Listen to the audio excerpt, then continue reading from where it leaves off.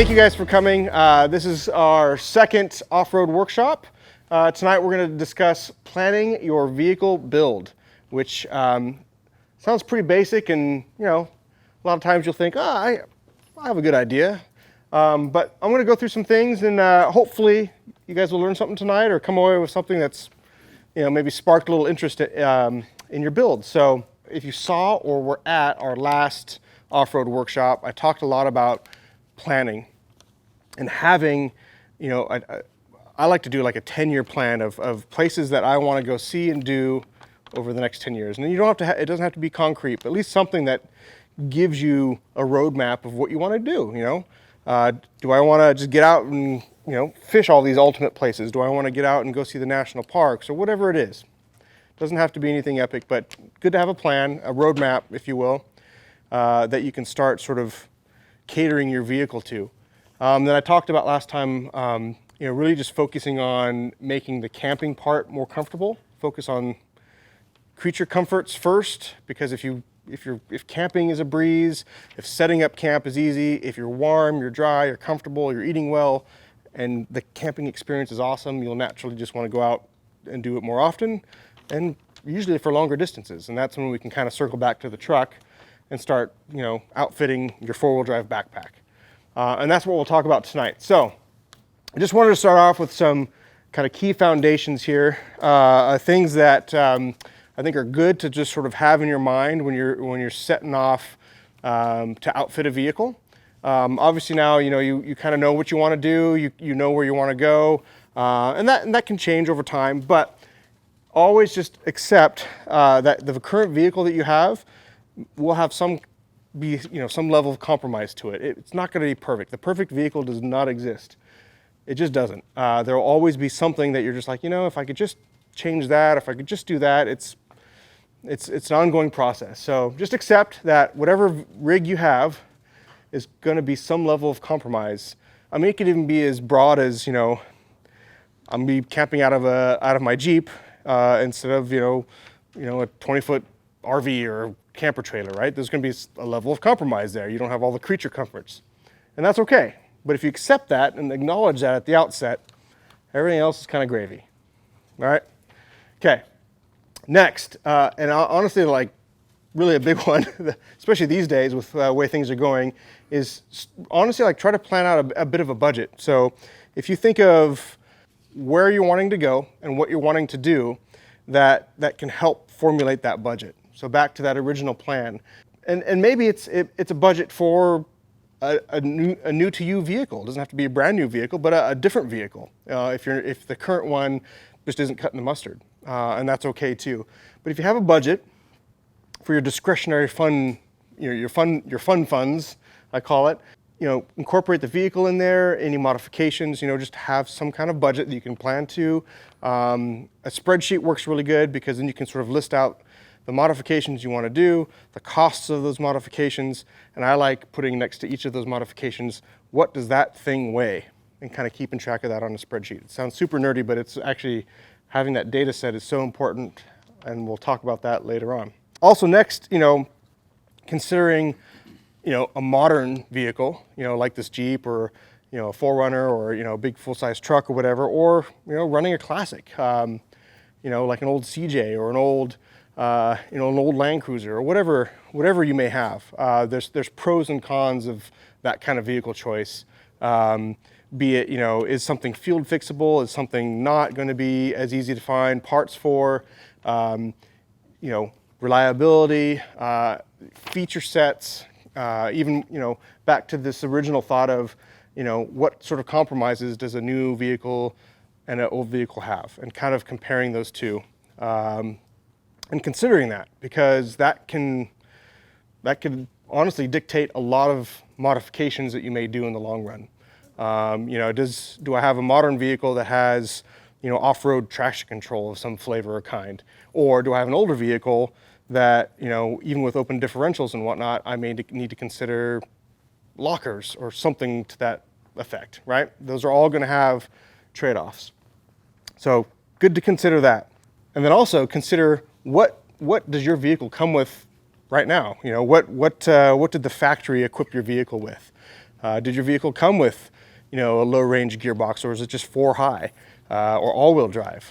Did it come with lockers? Did it come with, whatever? A lot of vehicles nowadays are actually pretty decently equipped. They'll have recovery points, unless you buy a new Tundra. They'll have, like the Jeep here, a stock Wrangler off the lot is a pretty darn capable vehicle. Stock 4Runner even off the lot is a pretty darn capable vehicle.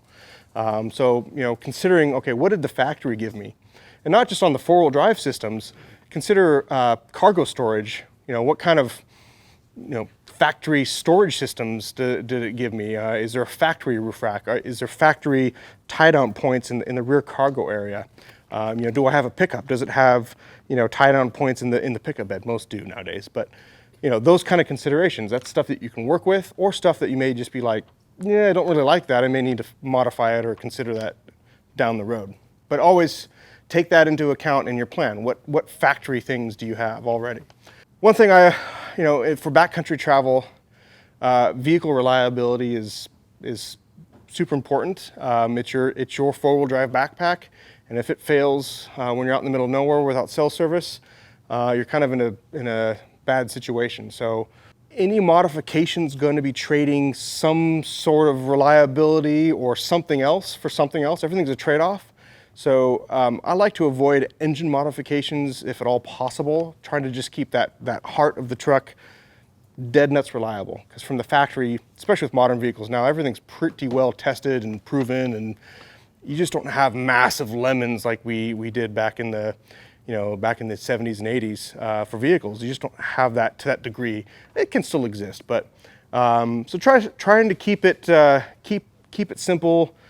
Gosh, if anything with the engine, maybe repositioning the intake just to get it up out of the wheel arch where you're sucking in a bunch of dust, that kind of thing. That's about it. I like keeping the engine and as much of the drivetrain as simple and reliable and as factory as possible, because they spend millions of dollars engineering it, and here I come in thinking I know better to fix this and that, and it's like, well, it's a trade-off.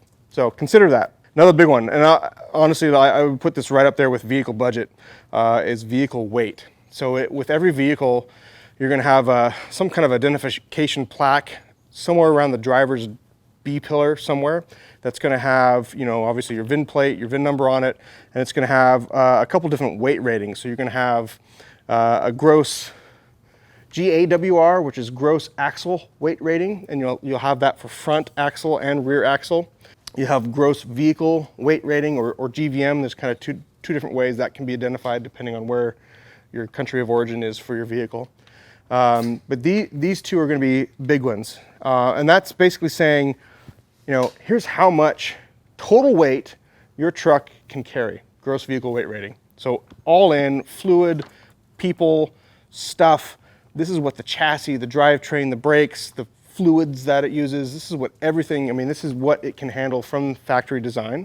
And then they also give you that same rating front and rear axle. So they break it apart of, here's what your front end can handle, and here's what your rear end can handle, total weight. And so GVWR and GAWR for front and rear are massive, massive things that you just always have to take note. So when you're at the start of a vehicle build, I really recommend to people just get out to one of these like lonely truck scales. There's one on the west end of 26 out here on the way to the coast. Same with the east end of 26 on the way up to the mountain. Down here in Donald, there's one just off the highway. Don't use the big interstate truck stop scale, but use one of these kind of little backcountry highway scales. And just get up to that scale and pull just the front axle of the truck on the scale and see what the scale reads. Write down that number. Just make a note like in your smartphone or on a piece of paper. Pull forward, get all 4 tires on that scale, write that down, and then pull forward more so it's just the rear axles on the scale, and write that down. And now you have your stock weights as it is with you in it. Your door plate usually will have stock weights as well, but you just went and did it for real with everything that you have in the truck. And then that's your baseline. That's where you know where your truck is at. And so then as you add modifications, pay close attention to how that weight increases, and not just across the entire truck, but front axle, rear axle. And weight is really kind of the big determiner of modification trade-offs and pretty significant and costly trade-offs too.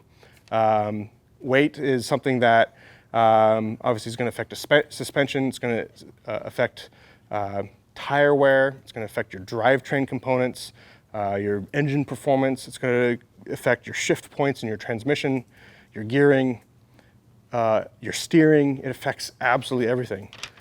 So consider weight. Also, as you modify the vehicle, try to, from whatever accessory you end up purchasing or adding to the truck, be it even as simple and small as like a 2-meter radio. How much does that radio weigh? Because every little small accessory, how much does a set of lights weigh? Every little accessory is adding weight to the truck. And you put on a bunch of little accessories, next thing you know, you added 300-400 pounds to the weight of the truck. And that's something that you got to consider, especially with your suspension setup. And so I always like to record weights and weigh everything. If I can't find it from the manufacturer, at least stick it on like the bathroom scale or something, just so you have a ballpark figure of that's adding weight. Okay, I know now that I put this secondary battery under the hood of my truck. That battery weighed 48 pounds. Okay, that's another 48 pounds over the front axle, and I now have to consider when it comes to choosing springs. Very, very important. We'll touch a little bit more on weight kind of at the end when I talk about suspension. Also, is the vehicle strictly a fun vehicle, a toy, a secondary vehicle, or is it your primary that you still have to get to work in on Monday, right? That's kind of an important thing. Is it a daily driver? Because you can start going down the road of modifications and absolutely ruin a daily driving vehicle. Where you're driving it to work or driving down the freeway or stop and go traffic, and you're like, this thing's just a dog. Or man, my brakes feel horrible because I've got so much weight in the truck. Or man, I'm just chewing through tanks of gas because, it's just a big old truck on big tires and, it's a rolling brick. It's about as aerodynamic as a log house. It's just, these are all considerations, especially with gas prices nowadays. Is this vehicle still, is part of its mission still having to be a daily driver? Massive consideration. All right, that's all the boring foundational stuff. Let's talk about the fun stuff. Let's talk about the comfort improvements. All right, so we've got a list of kind of the fun trips we want to go on as a family or as friends or whatever. We know where we want to go. We know kind of like how many days these trips are going to be. You're going to spend a lot of time in this truck in your four-wheel drive.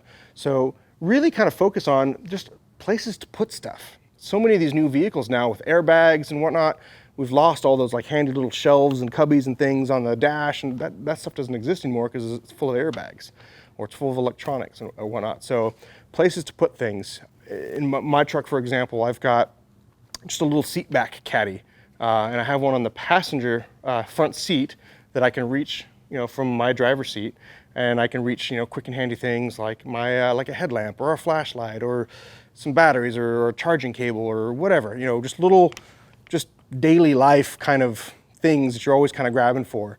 I've got little kiddos, and so in the back seat, they've got a little organizer thing that's always got little snacks in it. I mean, now my wife and I don't have to keep reaching back to the back seat, handing them snacks. They can snack themselves, which is handy. So just little things like that just sort of make storing and securing things and everything having its place that you're often having to get to, having a spot for that kind of stuff. Next is electronic charging. Do you have some kind of aftermarket navigation device like an iPad or your phone or a dedicated GPS or something like that? Or do you have like a Garmin InReach or something like that? Make sure you have ways that those devices can stay powered because that's a convenience. You want to keep those things charged up if you can. If you don't have enough charging ports in the vehicle for stuff, that's a modification that you may have to do down the road. You may have to add a couple USB-C ports or a cigarette lighter port or something somewhere. So consider that on the modifications list.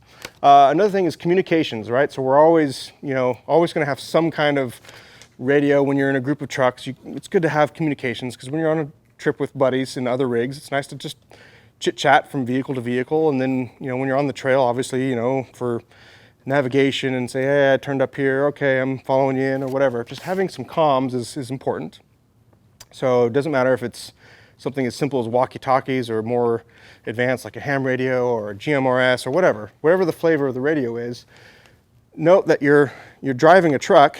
So you want to be able to safely keep driving the truck and grab a radio and keep talking with your eyes on the road. You don't want to have to kind of reach in back and fiddle for the radio and, oh dear, we're going in the ditch. And also consider maybe speaker placement. Can I even hear the dang thing when I'm going down a noisy gravel road? Or do I have to crank it up so stinking loud that now it's just loud in the cabin of the truck? So a lot of ham radios, for example, you can get an external speaker, and I have one mounted just in between my headrest on my truck. So it's just right there. I don't have to have the volume cranked, but I can hear, my buddies on the radio cleanly, nicely, even with my windows down, driving down the freeway. I can still hear them because the speaker's just right there. So consider that as a potential convenience and comfort. There's lots of navigation equipment out there. If it's as simple as just using your phone or something that's built into the truck, great. Or if it's an aftermarket thing like an iPad or whatever, where's that going to sit in the vehicle? Is it in a place that I can glance at easily when I'm driving, be it up on the windshield in a suction cup mount or in a hard mount? Like Expedition Essentials makes these great dash mounts or console mounts. There's so many different ways to configure that. So consider that on the modifications list. Is it something that I can easily manipulate and see and get to and change and adjust while I'm driving? Is it something that I want to maybe have my passenger, my co-driver, be able to access and navigate for me, and I can just focus on the road? So, consider that. Also things like climate control, ventilation, window treatment. Some of you, if you're using more of a classic vehicle, a lot of classic vehicles, the climate control was this and this, right? You're rolling down the windows. I would maybe even just sort of expand on this to the point of like your seats. Are your factory seats, are they fabric? Are they vinyl? Are they leather? If you're going out to desert environments, leather seats, unless they're breathable, and vinyl seats are pretty horrible to sit on because they're just sticky, they're sweaty, they're hot, they don't breathe. And so you just end up with just a sweaty back, that's just soaked by the end of the drive. Whereas a cloth seat, or even like a seat cover, like a canvas seat cover, something to that effect, will breathe just a little bit better, and make the drive more comfortable. So the other thing too, if you're out in a lot of desert environments, maybe some window treatment. You're sitting in a greenhouse in the cockpit of your truck. Put some tinting the windows a little bit. There's all the legality things aside. Having some tint on the windows is actually kind of nice. It cuts down that UV that comes in. It just makes the cockpit run a little bit cooler, a few degrees cooler in the hot sun. Simple little modifications like that. Obviously here in Oregon, we've got days like today where it'll be sunny and then dumping rain at the same time. And so, maybe having those little goofy window visors, that are out over your window so you can at least crack your window a bit but not have rain coming in but still keep fresh air moving. And then also, obviously, just making sure that your air conditioning is functioning on the truck if it was equipped. Good things to consider. Next thing, just kind of your cooking and living arrangement. I like to try to keep things as organized as possible, and this is going to kind of segue into the cargo management side. But something as simple as having an awning off the side of the truck, that's going to provide you some shade or a spot to get out of the rain, so you can cook a meal or just sit and relax. Something like that where as a modification, is it something that I'm going to get a lot of use out of? How am I going to attach it to the vehicle? Is it a pain to deploy and put away? Whatever. These are all kind of considerations, but things that make sort of the camp life more comfortable. The way your chuck box, your kitchen arrangement is laid out, so you can get to your cookware easier, or you're having to unload half of the back of the rig just to get your camp stove out, or your jet boil, or whatever you're cooking with, or even to get to your fire starting equipment if you're going to be cooking over a fire. Things like that. And then finally here on the creature comfort sort of thing, camp lighting. Sometimes we get into camp at night, or you're in the winter time and just we have those short days up here in Oregon in the Northwest. Do I have some kind of lighting that can light up what I'm cooking, like a table or whatever, so I can see at night? Or is the headlamp just going to be sufficient enough? These are all considerations to to think about. If you're going to have some kind of auxiliary lighting up on a roof rack or on an awning or something like that, how the heck is that dang thing going to get power, right? Do I have a always hot power port that this thing can plug into on my truck, you know, or whatever? So consider that as well. So next on our list, let's talk about cargo management. And again, kind of in good order. When I get to camp, and I talked about this in my last presentation, when I get to camp, I kind of have this personal goal and rule that I want to put it in park and within 10 minutes have camp set up and be sitting around a fire or wherever with a cold beverage in my hand, relaxing and enjoying where I'm at. So how does that happen? Well, honestly, it's cargo management. You don't have to have the flashiest gear, but if everything is organized, has its place, and setting up that process of setting up camp isn't a nightmare, then again we're making this easy. And I talked about on the last one, you know, you're probably burning some vacation time to go out on these trips. When I'm on vacation, I don't want to do more chores. I'm on vacation. Let's make it easy. Let's make it fun. So cargo management can be something as simple as just having some labeled totes stacked up in the back of your truck. You know, $10 totes from Target or whatever. It doesn't have to be anything fancy, but just something that's labeled. This one's my chuck box. It's got my kitchen cooking gear and dry box. This one's got, here's a tote full of all my recovery gear. Here's a tote full of my sleeping gear, just whatever. Everything's labeled, and you got a clear label on the thing. It could be as simple as a piece of masking tape and a Sharpie, but that it's labeled. Because if it's not labeled, and you're going to your buddy, hey, can you grab me the thing out of the thing? He's not going to know what tote to grab, so just label it. Make it easy. The other thing that's kind of nice is, maybe having a shelf built in the back of your truck. There's a lot of great little companies, or if you're a do-it-yourself kind of guy, a lot of vehicles have hidden hard points underneath the vehicle. If simple as like a coat hook hanger. A lot of vehicles have the old coat hooks still in the back cargo areas, or an old like grab handle or something like that. You pop those suckers off, and you've got a couple 10mm bolt, hard points that you could start anchoring stuff to, and maybe having a shelf back there. So then, when you're unloading whatever that tote is, you don't have to unload the 3 totes above it because they're up on a shelf. So you're just sliding that other one out. Cool, I got all my camp gear. Something to consider there. Next level would be something a little bit more elaborate, like some drawers. I just know in this drawer, it's full of all my recovery gear and tools and spare parts. This drawer is a pantry for my kitchen stuff. And it's just always in there, and when I'm done with it, I just slide it back in. It's all nice and organized.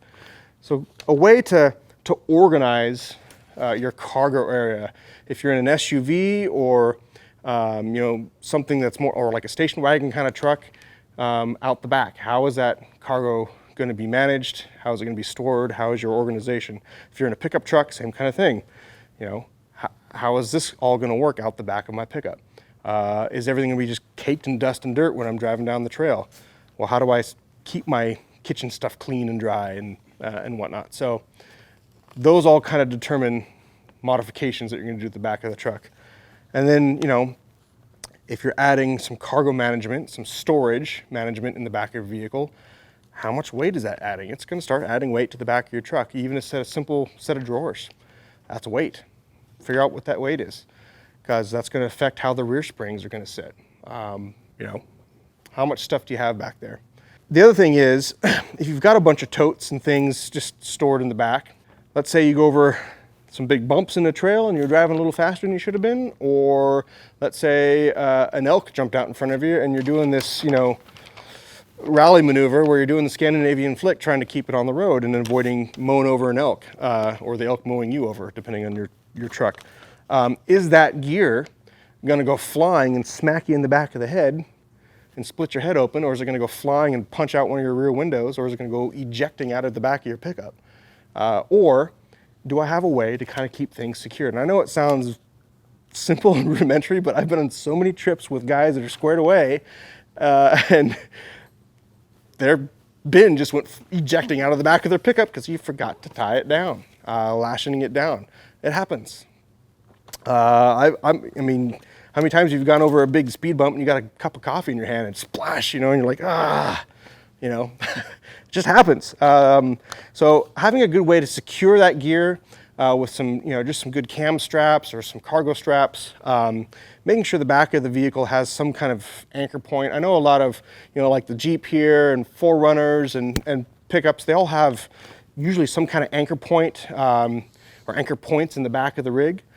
So yeah, how am I gonna secure this equipment? There's a lot of just nifty little handy things out there. Gosh, you can get ratchet straps from just about anywhere. We have a thing called seat track or anchor track, or there's a billion different names, aircraft seat track that we offer. But that's stuff that you can kind of bolt into the back of your vehicle or in the channels of your pickup, and it just gives you just quick disconnects where you can put anchors everywhere.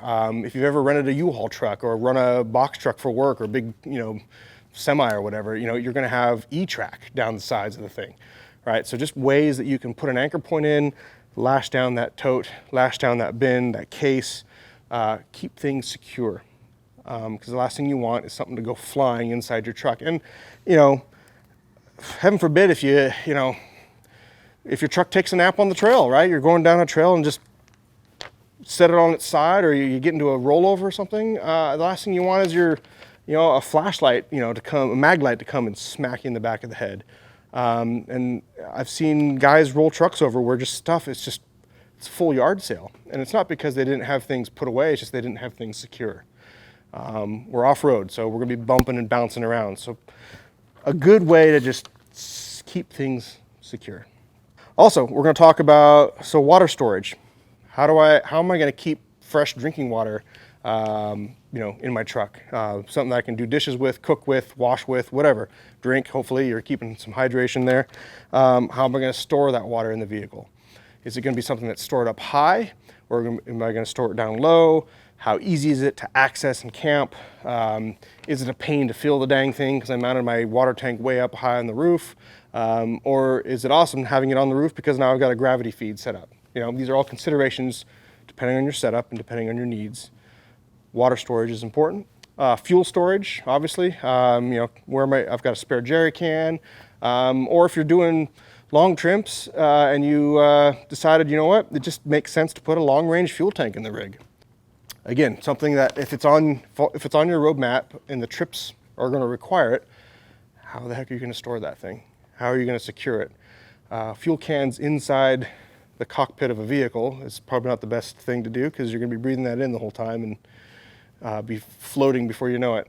Making sure that kind of stuff is secured. And then lastly, roof racks. So the roof is an often considered spot for storing gear, but it, just like every modification, it has trade-offs. So up on your roof, you put gear up there.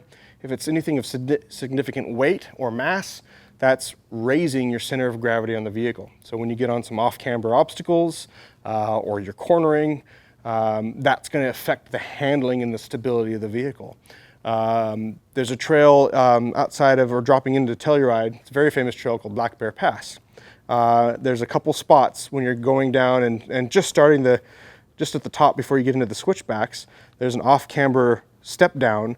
You've got a nice little creek way down here to the left, and I've seen vehicles with a big old rooftop tent, just too much weight up high and not good throttle and brake control, and they go down that step down, the rear right tire lifts and takes a nap. So roof racks are great, but just consider that weight. What am I putting up there? How is that being secured? How is that going to affect how my vehicle handles?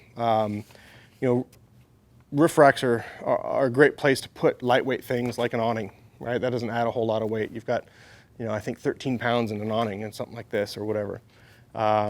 So awnings up there, sleep systems, or even some soft bags like this that are waterproof that you can just put some camp chairs or just sleeping bags or just whatever lightweight stuff that is bulky and you don't want to take up a bunch of room in the back of the rig, but roof rack's a great place to put that. I like throwing firewood up there, collecting some firewood, throwing up in a bin or something like that just to keep it handy and dry. And then if you're going to put a tent on the roof, how is that going to affect my truck? What kind of weight is that adding? How am I going to lash that down, secure that down? How am I going to keep those jerry cans of fuel up on my roof rack from turning into a flying fireball when I go over a big bump and secure that stuff? How is that going to work? Do I have some good anchor points in a roof rack system? Do I have a roof rack that allows me to attach the different kind of things that I want to store up there? Roof racks are a kind of a tricky beast because there's about 1 billion options of roof racks out there. Factory roof racks for most vehicles just don't have a very good static and dynamic load rating. So that's when you got to consider an aftermarket rack. But that adds a lot of utility to the vehicle. Am I going to want to carry some bikes with me? Do I want to throw a kayak up there, or am I a fly fisherman? Do I need to get a fishing rod holder up there? Roof rack's a great place for that kind of stuff. But it's got to be on that modifications list. It's got to be on that budget plan, because if that's something that you like to do and you want to carry with you, you should be able to bring your toys with you. So cargo management is very, very important, and just one of those things that is overlooked a bit. All right, cool. We're going to go on to the next section here. More modifications and things to consider about your vehicle plan. So once we talk through this, then I'll get on the touchy subject of suspension, but it's very important. So the next category is vehicle protection and vehicle function. When you're off-road, is the stock tires that the truck came with, are those going to be adequate? Are they going to provide you the level of traction, puncture resistance, or rugged durability?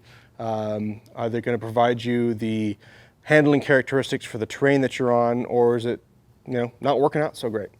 Obviously here in Oregon, we get snow. Are my tires going to work in the snow, or do I need to consider that, these aren't going to be great in the snow, I don't need to keep some chains with me? Tires are super important. Everything rides on tires.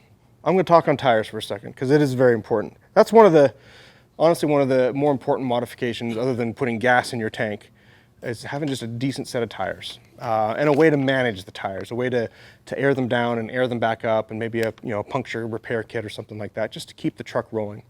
Everything rides on your tires. Your tires are actually the first part of your suspension, believe it or not, in your vehicle. They're giant airbags. They're giant cushions. So when you're considering tires, what type of terrain do you like to go explore in? Is it something where you're just like going up to Brown's Camp on the weekends and just running, little Rubicon, which is insanely nasty right now. So there's a lot of mud and loose stuff out there, a lot of rock. Mud terrain's probably going to be a pretty good fit up there. Or is it something where you just want to get out and run a backcountry discovery route? Well, maybe an all-terrain's probably better for that because it's just long distance, long stretches of highway, long stretches of gravel road. Or if you're out in the desert a lot too, oftentimes an all-terrain's going to suffice. So I'm not going to talk about brands. I'm not going to talk about really too much more on the tread. What I'm going to talk about is some other controversial topics called tire size and tire load rating. And this is Rob's favorite topic. We had a good discussion of this the other day. So, tire size. We lift our trucks, we put a little bit bigger tire on because we want a bit more ground clearance. That's how you get your ground clearance, right? It's a larger tire. Get that differential up higher. Tire size is going to affect how the vehicle performs. Your vehicle from the factory was designed, from engine performance, the way the transmission's mapped, the gearing ratios, was designed for, I wouldn't say a certain size, but maybe like a range of sizes. And so when you start exceeding that range of sizes, I'll use a 4Runner for example. If you're putting, 4Runners come from the factory with, I think, like 31-inch tires on them. And so, oftentimes you're going to put a little bit bigger tire on the thing. If you put too big of a tire on the truck, let's say a 35 for an example, you're putting something of considerable mass, considerable weight out on that corner of that vehicle that maybe the vehicle wasn't really designed for. Are you exceeding kind of the manufacturer's specifications for that corner? The weight difference between a 31-inch tire and a 35-inch tire plus the wheel, if you go to an aftermarket wheel, is pretty significant. It's also rotating weight. So is that rotating weight, how is that going to affect my brakes? Well, it's probably going to make my brakes feel horrible because your brakes are now having to stop more mass from rotating.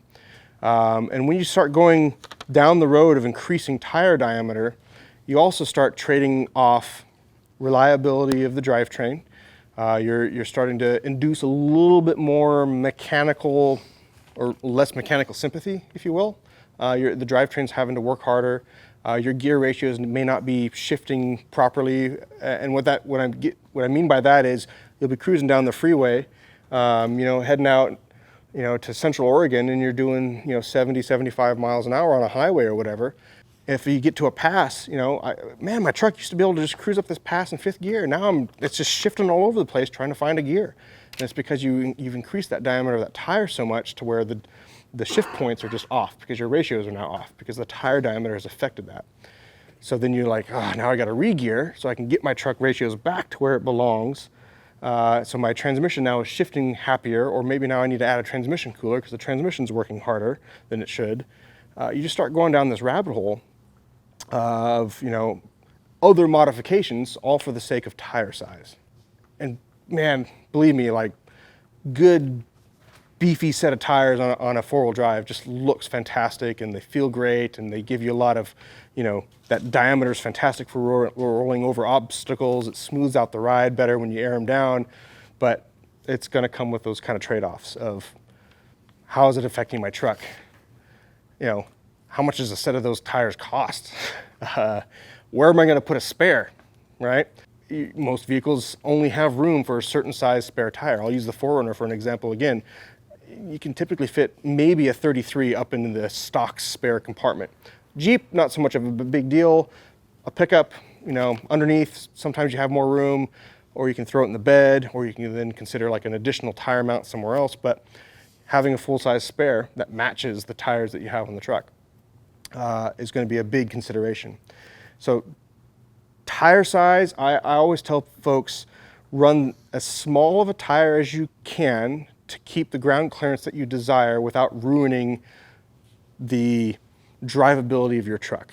And buying tires is like buying shoes and boots. It's a different fit for every person. But if I can ever give you any kind of advice, work more on your driver's skill and picking a smart line rather than having the tire do all the work for you by just being able to roll over everything. Your wallet will thank you more. Your vehicle will thank you more. Just be careful when you just start going way up in tire size. It can start costing you a lot of money in the long term. And then let's talk about tire load rating. On the side of tires, there's different load ratings. And really what it's talking about is how much weight can that tire hold at a given PSI. If you drive a commercial truck, tire load ratings it's something you pay attention to religiously. You have to. But for all of our daily drivers and just our toys that we drive around, we don't think of tire load rating much. You'll go to the tire shop, you'll think of, I need to get a good, durable, puncture-resistant tire. I'm gonna buy this awesome 10-ply tire here they got for sale. It's gonna, 10 plies sounds better than 6 ply, right? Because it's got more plies of protection, more material on the sidewalls. Sounds like a great choice. And what you don't realize is you have a truck that's designed for a load range C tire, which is, most of the vehicles that we have here in the parking lot, but you just bought a load range E tire, which is meant for like an F350, towing a fifth wheel, or load range F, or just, some ridiculous load range tire that's designed to run at like 65 to 80 PSI with, 4,000 pounds over that corner.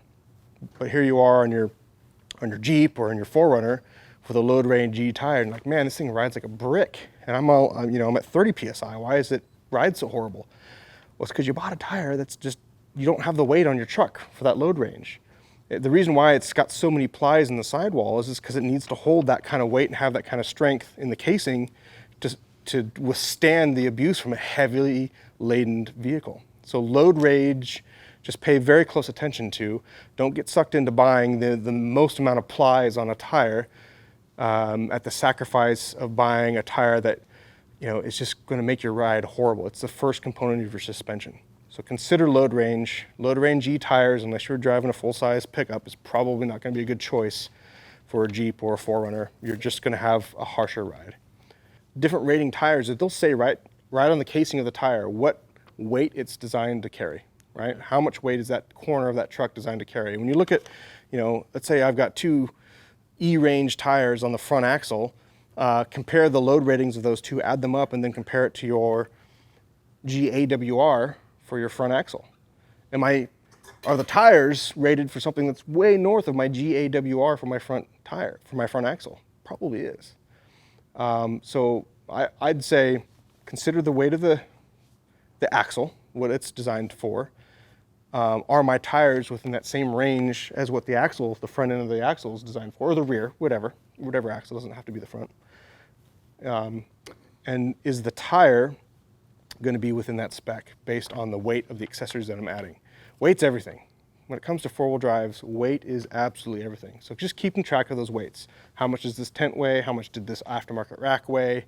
How much did the factory rack that I took off weigh? Because that's a delta. That's the difference between the one you added and the one you took away. Let's say it's a 40-pound delta. Okay, well then I just got 40 pounds back, which is kind of nice.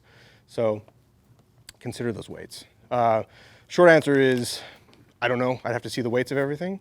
But the information's all there. Your tires will tell you, your truck will tell you, and hopefully the manufacturers of those products you added on will tell you what those weights are too. And 10-ply tires are durable. I mean, you can have a 10-ply tire on a 4Runner and you're gonna have some pretty beefy tires, but it's at the sacrifice you're withdrawing from the bank of just general ride quality. It's just gonna be ride harsher. 10-ply tires are way more expensive. When you air them down, you're not going to get as much conformity out of that sidewall as you would with maybe a C-rated tire. So when I'm going over, rocks and obstacles, is that tire conforming and molding to that obstacle, or is it still pretty harsh because it's such a stiff sidewall because I don't have the weight? That's the thing is, an E-rated tire, when you air it down, should mushroom out and elongate just like a C-rated tire for the properly weighted vehicle. So on an F350 with E's on there, you air that sucker down, it'll get all marshmallowy and nice and big and soft, and elongate nicely for good contact patch in the ground. Compared to the same, like a C tire on a lighter weight vehicle, should do the same thing. But you switch those tires, right? Put the E's on the 4Runner and put the C's on the F350. See what that does, and then it's all about weight. Yeah, good questions. Okay. That's tires. We could do a whole series on tires and make everybody mad. But there's just a lot of misinformation. I don't know, is it misinformation, or there's just a lot of information that maybe people aren't told to look at. Maybe that's what I'm saying. The information is not hidden, it's all out there, but it's stuff that most folks just don't consider because you don't know what you don't know. So I'm saying consider the tire size, consider the load rating of the tire that you're getting, which is effectively the plies and how much weight. That's all. You got to get through a lot of the opinions to get to the... There's a lot of opinions out there, and I'm giving you one as well. At the bottom line, it's my opinion, but I think very logically about this kind of stuff, and I'm such a nerd when it comes to off-roading everything. So I just get super nerdy with this kind of stuff. And so I like to dive in and do a lot of research and figure out, okay, well, why? What is a load rating? Why do load ratings exist? Why do I care? And I'll research on what's the difference between a C, a D, an E, and an F. Oh, it's a weight. Yeah. Oh, crap. Well, what is that? What is my truck weight rating? Oh, I'm not even close. At the end of the day, it's just looking at the data, right? It's an unemotional decision when you look at data. It's just, here are the facts. This tire is rated for this weight range. I have this weight range, those don't match, so no, not a good fit. Or if it does match, dude, that's the one, all right? So it's just data. It takes the emotional, ooh, that tire looks awesome, I gotta have that, it's 10-ply. It takes that emotional part out of the decision, which often is not the smart part of the decision-making process, the emotional side. And again, I love a good, big old meaty tire on a truck, but I run small, skinny tires, and they work great. But I didn't have to re-gear, I didn't have to upgrade my brakes, I didn't have to spend all this extra money on larger tires, and it's less mechanical load on the vehicle's drivetrain. So things to consider. We'll move on from tires. We can talk more afterwards about tires if you like. Let's talk about lighting. So I mentioned camp lighting, but let's talk about lighting from the driver's seat. It happens. You'll be getting into camp kind of late. You'll be driving down a trail, just, you shot out of work on a Friday, in the evening, and you're just trying to get out to camp. But, it's 10, 11 o'clock at night now. You get out on some of these long stretches of highway. I'll use Highway 31 as an example that goes from La Pine basically down towards Silver Lake and onto 395 and out. There's long straight stretches of road where it's you and the coyote and deer and elk and nobody else. And you're doing 70 mile an hour on that road because there's just nobody out there, and the speed limit is 65, so you're just cruising. And you're trying to, beat the clock because, you got a little late start from work on Friday. So you'll notice that with your vehicle, your headlights and your high beams are only so good at certain speeds. And this is kind of a weird thing, but when you think about it, it makes sense. So there's this term called outdriving your lights. And what that means is that light shining, is that light powerful enough to where it's illuminating enough road that at 70 miles an hour, do I have enough time to see what's down there, process it in my brain, react to it, and make a driving decision? You're effectively just buying yourself time. So one thing that is really nice to have is something as simple as just a couple good driving lights down on the bumper. Some kind of auxiliary lighting in addition to your high beams that just has a lot of great long-range punch. Because when you're driving 70 miles an hour on Highway 31, it's a game of Frogger with deer and elk. That whole stretch, they're just thick in there like rats, so many of them. But I want to be able to see one, react, control the vehicle down to a reasonable speed to where I avoid a potential catastrophe. I don't want to be doing 70 miles an hour and all of a sudden I see it out of the corner of my eye and it's like, oh, and now you're wagging the dog and then your vehicle takes a nap or you just pooped your pants or whatever, driving lights are going to buy you that extra time. So just a good set of lights that illuminate the road down a long distance. Another thing to consider is spread of light when I'm driving. On our Jeep back here behind you, we've got a very popular modification called ditch lights. And I see tons and tons of vehicles with ditch lights. You see them everywhere. But, you kind of have to laugh because people will have them aimed completely in a useless manner. Ditch lights are designed for when you're driving on a tight trail, you're turning a tight corner or going around a hairpin and you're looking through your window or the passenger window, right, to make that corner negotiate. Well, it's nighttime. I'm turning through, looking through this window. My headlights are pointing that way. But this is just a black hole. So ditch lights are great because you can mount them on the A-pillar. It's shining out to the sides, right, towards the ditches, illuminating that hole that you can then steer and navigate confidently. So things like that on the trail. Another thing that's good to have on the trail isn't necessarily long distance lights, but just wide throw of lights. And that's where something maybe like some lighting up on the roof, like a light bar or something like that is kind of nice because then that just gives you a high, wide swath of light that can kind of just illuminate the whole world in front of you. Because on the trail, you're not doing 75 miles an hour. You're not racing the Baja 1000. And if you are, good for you. I hope you get a good lap time in. But, you want a wide throw of light when you're off the highway so you can see stumps and rocks and trees and branches. And you want to, keep a branch out of, hitting your roof rack or taking an antenna off the roof or, kissing your awning and now ripping your awning in half. You just having those different lighting considerations for different types of that driving. So high-speed driving for the highway in the backcountry, and then lighting that gives you a little bit more wider throw when you're on the trail. And even something pointing backwards, because you got a fully loaded vehicle. I can't see out the back window anymore, and I need to back up. I want to back up and not drive by a braille and feel that stump behind me that I didn't really realize was there. But if I have some, backup lights that I can illuminate the whole world behind me, and then now I can use my mirrors and see behind me, oh, okay, there's the stump there, and oh, I see that there, cool. So, or if you're towing a trailer, gosh, having some illuminating lights out back are nice at nighttime just to light up the trailer so you can see what's in your trailer and start working your trailer a bit or hitching it up or unhitching, whatever. So underbody protection, I'm gonna just touch on that pretty pretty briefly. Most vehicles have something underneath that they say is underbody protection.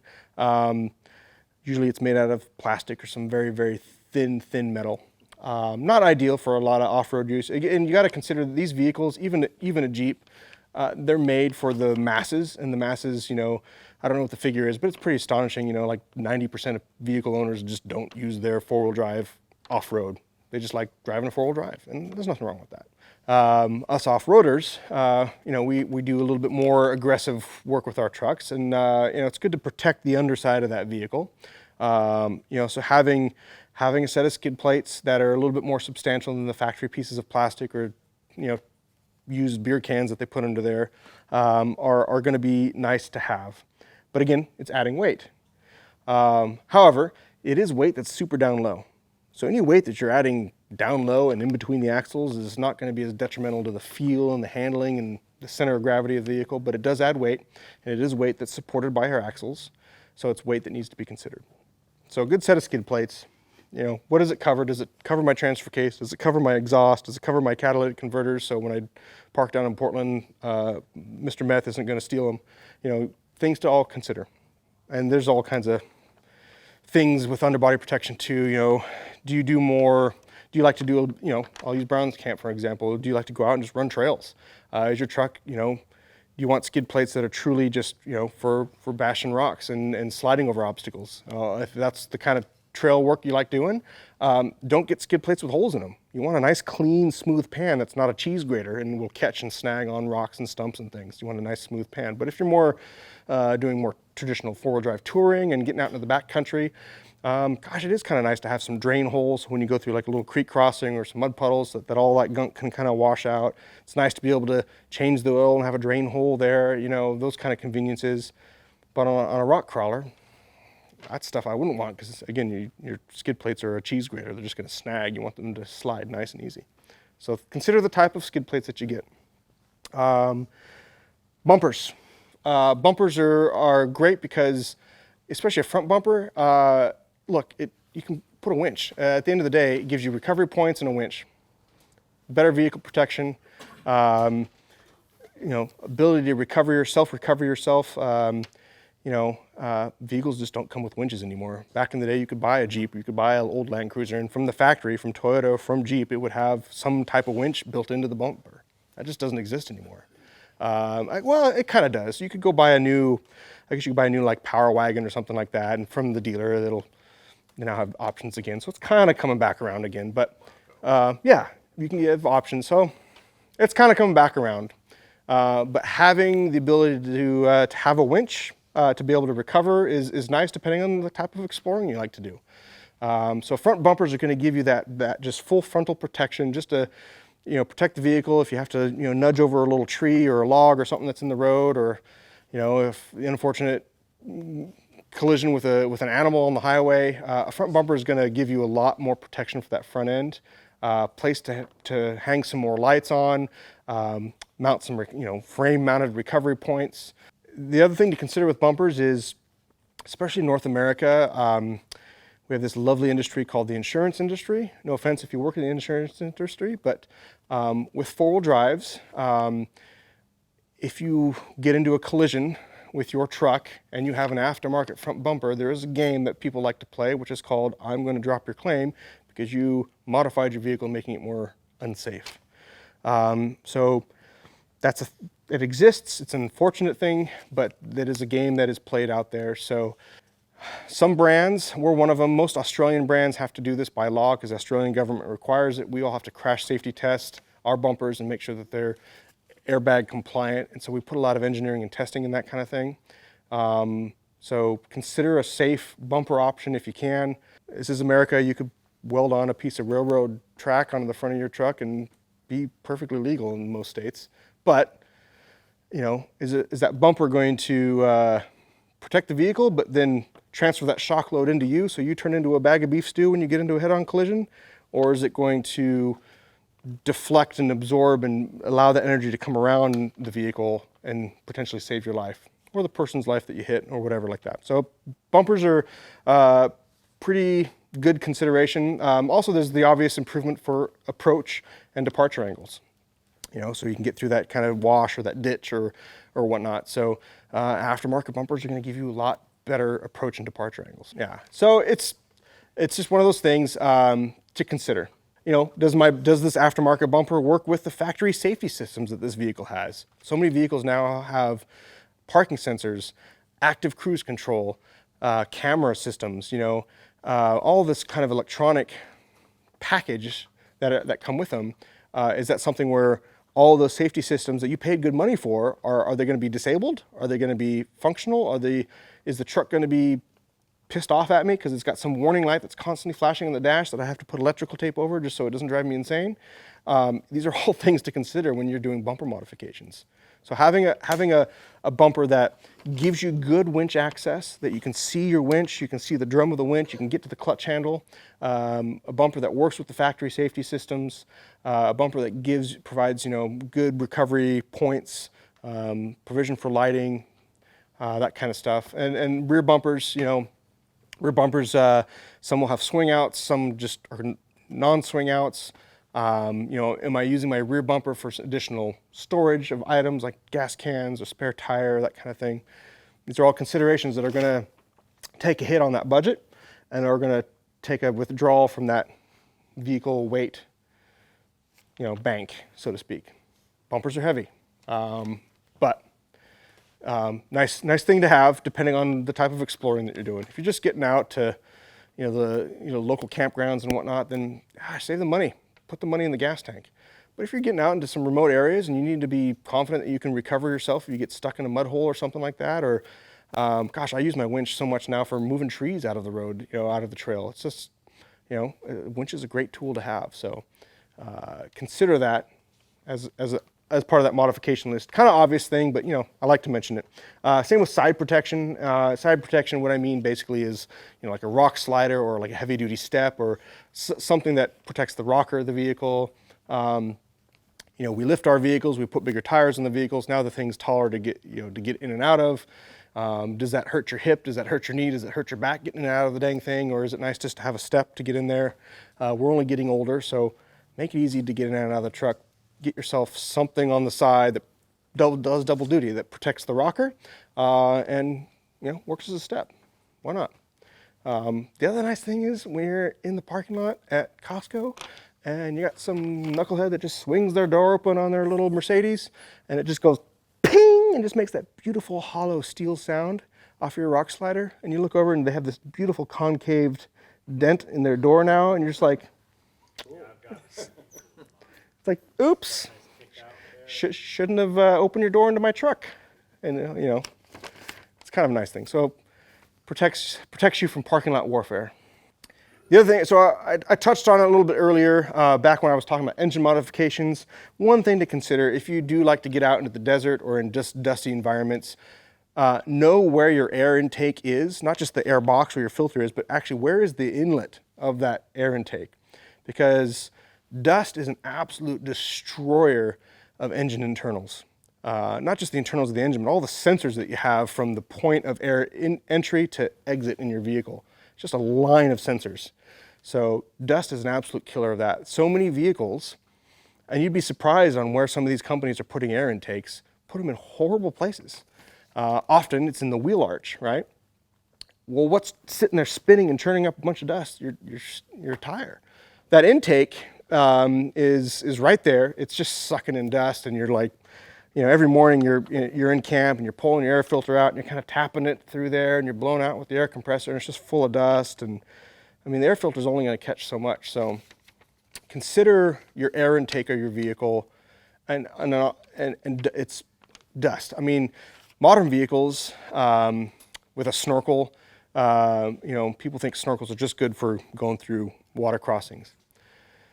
But if you're going through a water crossing that's that deep where you need a snorkel on a modern vehicle, you've probably just destroyed literally every electrical computer system that's on your truck, like your ECU. Most ECUs are down low in the firewall, underneath the glove box, just inches above your feet. And here you are now, your feet are taking a bath, and now your truck's just like, blah, and just not going anywhere. You didn't ingest water into your intake, you just fried your electronics of your truck. So don't think of a snorkel as a deep water crossing device. Think of it as a cold air, fresh air intake for your truck.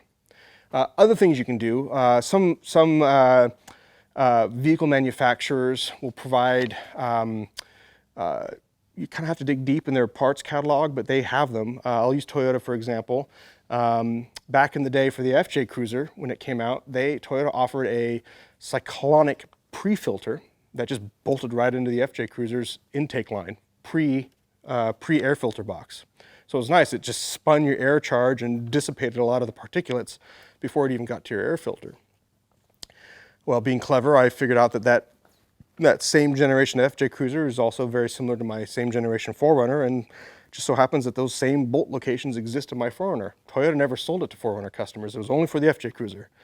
But people get clever and it bolts right in, and now I've got a cyclonic pre-filter that's cleaning that air before it even hits my air filter. So for my 4th gen, I don't know if it exists for the 5th gen, but anyway, but just do a bit of research and just see if those kind of things exist. Sometimes it may exist in like another market, Toyota or Jeep of South Africa or in Dubai or UAE or Australia may have that part, and that may exist, and they only sell it there. Well, you can get on to buy just about anything online nowadays. It may cost you a few pennies to get it flown over, but now you got a factory pre-filter or cyclonic air intake. So those things kind of exist. You just got to do a little digging. Lastly, we touched on power, 12 volt power requirements. What kind of 12 volt accessories are you running? And a lot of that usually revolves around, the camp life and that kind of thing. So do you have the desire to have a fridge on there because you're doing longer trips that are longer than 3-4 days, where a traditional cooler just kind of starts running out of ice and you just need that accessory? Are you running just additional camp lighting? How are you going to manage those power requirements? How are you going to keep things charged? Do I want to keep having to start my truck every morning and run it for half an hour to recharge the main battery? Or do I want to supplement that with, like a solar panel kit or a secondary battery or a portable power pack? There's just so many different solutions for power. And these days, so much accessories and toys and gadgets and things that we have require power. So I'm going to do a whole talk on 12 volt power systems at some point later this year, and that'll be a great one because it's just a whole kind of rat's nest of things to learn on that. But all right, lastly, let's talk about suspension. I know we're running late. So all these things that we've talked about, every little stinking thing is going to add weight, and I keep hitting on weight. Weight is going to affect your suspension choice. That's going to affect the type of valving you want in a shock. It's going to affect the spring rate of the spring choice that you're going to have in the front and in the rear. So just keeping track of these weights as you start outfitting your vehicle over time, so then you can start making choices on what springs are going to best suit to support that kind of weight. Because all springs' job is to hold up the weight that you put in there. Hold up all the junk that you stuffed in the trunk. And then that way, if the weight's being supported properly by the springs, then the shocks can dampen and control that dynamic movement of the vehicle, keeping the vehicle much more composed and settled. And then it'll ride nicely and be lovely to drive. Or am I maxing out my factory suspension to where I go through a big divot, I'm just cringing, just waiting for that slam into the bump stops back there because I've overloaded the back of the truck. That's your truck saying, help me, I need more springs in the back, you've overloaded me with too much crap. So always keep track of weight. And if you keep kind of that nerdy spreadsheet that I talked about of just every little accessory that you've added and how much weight it had, you can total that column and you can see, okay, here's the column, and then the next column over, you can say, look, here's what my factory gross vehicle weight rating is per axle, and occasionally I'll go to a scale and reweigh my truck after I've done a modification, and oh, this is where it is now. Crap, I've only got it, compared to this number, I've only got like 300 pounds left of payload before I'm starting to max out my gross vehicle weight rating. So keeping track of that weight is going to be so important when it comes to your suspension choice. And a lot of these, smaller modifications, vehicle storage, radios and lighting and that kind of stuff, all the small stuff that's relatively inexpensive, but that just makes just general using and living out of the vehicle more convenient and comfortable. Keep track of all those little weights. Keep track of what that's going to, how it's going to affect your vehicle. And when you start adding some of the big ticket items like bumpers or tires, whatever, keep track of those weights, because then you can adjust your suspension, you can tune your suspension, you can upgrade your suspension depending on that weight. But if you just take a stock vehicle and go straight out of the gates and just get a lift on it, every little suspension lift is going to be result of a taller spring and some kind of spring rate upgrade. So anytime you lift your truck, it's looking for more weight. So even if you just got a brand new pickup off the showroom floor and you went and got a lift and you got some tires on there, don't worry.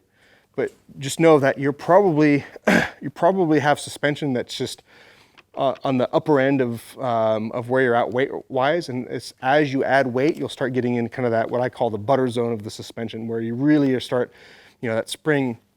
You're getting into that spring rate where it's going to be starting to be nice and compliant, not wallowy, not overly harsh, but just a nice, compliant, stable platform. So just consider weight, and we can talk a little bit more suspension offline. I just want to leave you with a couple quick parting things. When you're considering modifications, a tip that I like to a rule that I try to maintain is the multi-use rule. Is this thing that I'm adding to my vehicle, can I use it multiple ways? Think of something as simple as a shovel. This shovel that I'm carrying around, obviously it's for, digging a hole for me to do some business in every morning. But you know what? It's also great for, recovering my truck out of a hole, digging out my vehicle, digging a moat around my ground tent because it's pouring down rain and I just don't want water throwing through my tent. A shovel, that multi-use tool. Something, like a set of treads, recovery boards.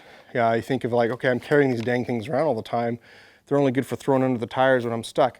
They're also great for putting underneath your tires when you're getting into camp to level your truck out so your rooftop tent's not listing to one side, and you don't have to scramble to try to find a rock or a stick to put underneath your tire. Multi-use tools. That way that dollar that you're spending from your budget on something can give you more than just one solution. So try to think about how many different uses you can get out of a purchase of some thing.